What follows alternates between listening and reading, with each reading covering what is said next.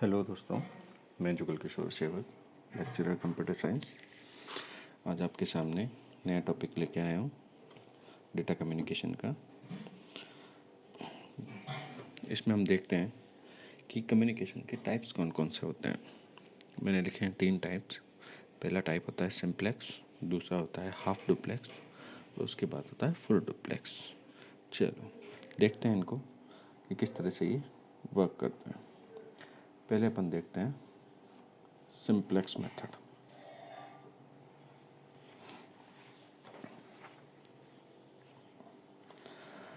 मैं कुछ पॉइंट्स बोलता हूँ इसके बारे में। जैसा कि डायग्राम में दिखा रखा है, एक ट्रांसमीटर होता है, एक रिसीवर होता है। हम ये देखेंगे अभी थोड़ी सी देर में कि ये ट्रांसमिशन के किस तरह के बेसिक एलिमेंट्स काम में आते हैं। अभी अपन देखते हैं कि सिंप्लेक्स मेथड किस तरह से वर्क करता है। इसके लिए कुछ पॉइंट्स बोलता हूँ मैं, जो आप देख भी रहे हैं स्क्रीन पे, और मैं कुछ अपनी तरफ से भी बोल रहा हूँ। पहला मैं इसमें लिख रहा हूँ, इसमें डेटा का प्रवाह सिर्फ एक दिशा में होता है, यानी एक इसमें ट्रांसमीटर होता है और दूसरा इसमें रिसीवर होता है। ट्रांसमीटर डेटा को भेजता है, रिसीवर डेटा को रिसीव करता है। बस यही एक तरह का कम्युनिकेशन होता है इसमें, और वापस से कोई भी डेटा प्राप्त नहीं होता। यह एक तरफा संचरण कहलाता है। इसमें एक लाइन की आवश्यकता होती है, यानी कम्युनिकेशन की एक लाइन की आवश्यकता है, क्योंकि एक तरफ से दूसरी तरफ ही डेटा जा रहा है। इसमें एक संचार युक्ति सूचना भेज सकती है तथा दूसरी इससे प्राप्त कर सकती है। जैसे कि इसमें ट्रांसमीटर डेटा को भेज रहा है और रिसीवर डेटा को प्राप्त कर रहा है। नेक्स्ट देखते हैं हाफ डुप्लेक्स। इसमें डेटा का प्रवाह दोनों दिशा में होता है। जैसा कि आपने डायग्राम में देख रखा है कि डेटा का प्रवाह जो है वो ट्रांसमीटर से रिसीवर और रिसीवर से ट्रांसमीटर होता है। बट आप इसको थोड़ा सा ढंग से देखें, जो मैं नेक्स्ट लाइन बोलने वाला हूँ।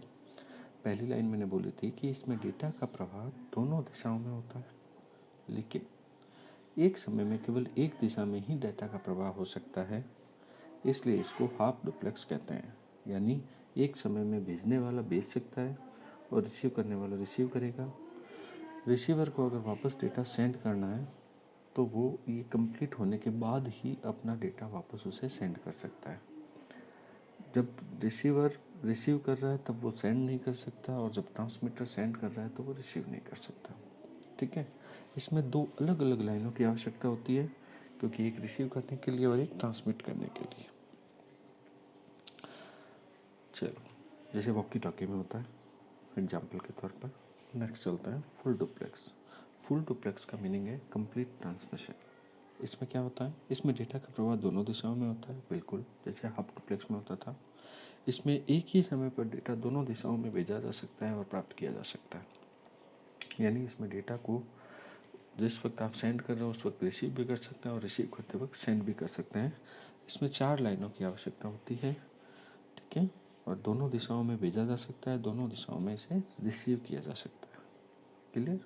तो ये 3 तरह के मैंने आपको बताए कम्युनिकेशन के टाइप्स, सिंप्लेक्स, हाफ डुप्लेक्स और फुल डुप्लेक्स।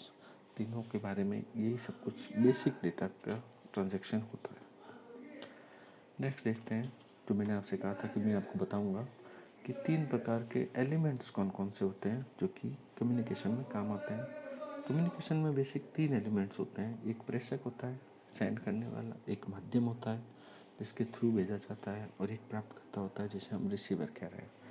तो पहला जो है वो प्रेषक ट्रांसमीटर है, प्राप्तकर्ता रिसीवर है, और माध्यम किसके थ्रू भेजा जा रहा है वो माध्यम कहलाता है। वो वायर्ड भी हो सकता है और वायरलेस भी हो सकता है। चलो, तो संचार के जो बेसिक मूल तत्व हैं उसमें पहला है प्रेषक। प्रेषक वह होता है जो डेटा या सूचना को बनाता है और भेजता है, यानी प्रेषक सेंडर की तरह वर्क कर रहा है, सेंडर ही है एक्चुअल में। अब माध्यम, ये एक नई चीज़ है। माध्यम अभी आपने नहीं देखा, नेक्स्ट स्लाइड में आपको बताऊंगा कि माध्यम क्या होता है। माध्यम क्या होता है वो देख लेते हैं अभी, सिर्फ डेफिनेशन इसकी, कि वह तकनीक जिसके द्वारा सूचना या डेटा को भेजा जाता है वो माध्यम कहलाती है।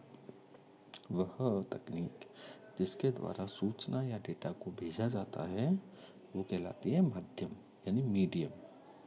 फिर आता है प्राप्तकर्ता। वह प्रेषक द्वारा भेजी गई सूचना को प्राप्त करता है। प्राप्तकर्ता रिसीवर है, रिसीवर एंड है, वो उससे भेजी गई सूचनाओं को प्राप्त करता है। इस तरह से बेसिक कम्युनिकेशन का सिस्टम बैठता है। यानी आपके पास टाइप्स ऑफ कम्युनिकेशन 3 तरह के होते हैं, सिंपलेक्स, हाफ डुप्लेक्स और फुल डुप्लेक्स। और ये 3 एलिमेंट बेसिक हैं जो कि इसमें काम आते हैं। इतना हमने इस स्लाइड में देखा। फिर अपन देखते हैं कि डेटा प्रसारण की गति क्या होती है। डेटा प्रसारण की गति भी अपने आप में कुछ ना कुछ मायने रखती है। तो बेसिकली मैं आपको सिलेबस के अकॉर्डिंग 2 टॉपिक जो इसमें दे रखे हैं वो आपको बता रहा हूँ। पहला इसमें दे रखा है बाउड रेट। क्या दे रखा है? Bowed rate. पहले तो ये देखो कि डेटा प्रसारण की गति होती क्या है। डेटा प्रसारण से तात्पर्य है कि प्रति यूनिट कितना समय या एक समय में कितने यूनिट डेटा का संचरण हुआ। ये बहुत अच्छी डेफिनेशन है।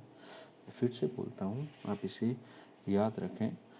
डेटा प्रसारण से तात्पर्य है कि प्रति यूनिट कितना समय, यानी एक यूनिट डेटा को भेजने में कितना समय लगा, उससे अपन उसकी गति निर्धारित कर सकते हैं। अन्यथा एक समय में कितने यूनिट डेटा का संचरण हो सकता है, उसे हम उसकी गति कह सकते हैं।